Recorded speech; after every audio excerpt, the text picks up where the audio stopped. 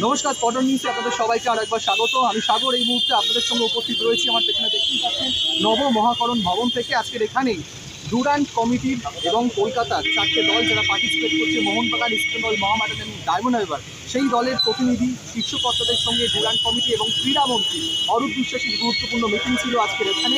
Meeting শেষে আমরা কথা বলার চেষ্টা করেছিলাম সব ক্লাবের শীর্ষ কর্তাদের সঙ্গে। এখানে উপস্থিত হয়েছিলেন দেবব্রত সরকার, বাবু চক্রবর্তী ইস্টবেঙ্গলের তরফ থেকে, সৃঞ্জয় বসু মোহনবাগানের পক্ষ থেকে, বেলাল আহমেদ এবং কামার উদ্দিন মোহামেডানের তরফ থেকে, এবং মানস ভট্টাচার্য এবং আকাশ ব্যানার্জি ডায়মন্ড হারবারের পক্ষ থেকে উপস্থিত হয়েছিলেন।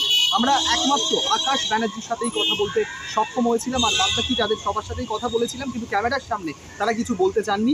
আজকের কি আলোচনা হলো, যে আলোচনার বিষয়গুলো এখান থেকে উঠে এসছে, যে মোহনবাগান, মোহামেডান, ইস্টবেঙ্গল এবং ডায়মন্ড হারবারকে সবাইকেই ক্রীড়ামন্ত্রী অরূপ বিশ্বাস পূর্ণ শক্তির দল যাতে খেলানো হয় সেই রিকোয়েস্ট করেছে। পাশাপাশি মাঠ নিয়ে এবং টিকিট বন্টন নিয়ে এই গুরুত্বপূর্ণ সভাতে আজকের আলোচনা হয়েছে।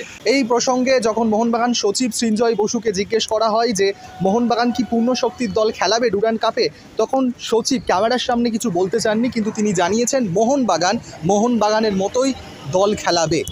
আকাশ ব্যানার্জি এটা নিয়ে বিশদে কি বলছেন, চলুন একবার সেটাই শুনে নেওয়া যাক। আকাশদা, আজকের নিউ সেক্রেটারিয়েট বিল্ডিংয়ে তোমাদের ডুরান্ট নিয়ে 4 প্রধানকে ডাকা হয়েছিল কলকাতার, কি আলোচনা হলো একটু যদি বিশদে বলো। কীভাবে অর্গানাইজ হবে আর ফেসিলিটিস দিচ্ছে সেইগুলো নিয়ে আলোচনা হলো। তো আমাদের যা কিছু প্রশ্ন ছিল সেগুলো করেছে, ওরা উত্তর দিয়েছেন এবং স্যাটিসফ্যাকশন। তোমাদের কি প্রশ্ন ছিল? আমার প্রশ্ন ছিল, যেহেতু আমরা প্রথম বছর এবার ডুরান্ট খেলছি, তো নতুন ক্লাবে ফরেনারও নতুন রিক্রুট হচ্ছে, তাহলে রেজিস্ট্রেশনটা যাতে আমাদের একটু টাইমটা যাতে এক্সটেন্ড করে। আর আরেকটা যেরকম মোহনবাগান, তারপরে আমাদের মোহামেডান, ইস্টবেঙ্গল যেরকম ডুরান্টের জন্য প্র্যাকটিস পাচ্ছে, যেরকম সল্টলেকের ওখানে, তো আমরাও যাতে সেটা পাই, সেটা আমরা বলেছিলাম, ওনারা সেটাতে এগ্রি করেছে। আর মোটামুটি যে একটা প্রস্তাব সরে যাচ্ছিল যে বিদেশি হীন যদি ডুরান্ট, এটা বিষয়ে কোনো আলোচনা হয়েছে? ক্রীড়ামন্ত্রী কি বললেন? বিদেশি থাকছে। বিদেশি থাকছে।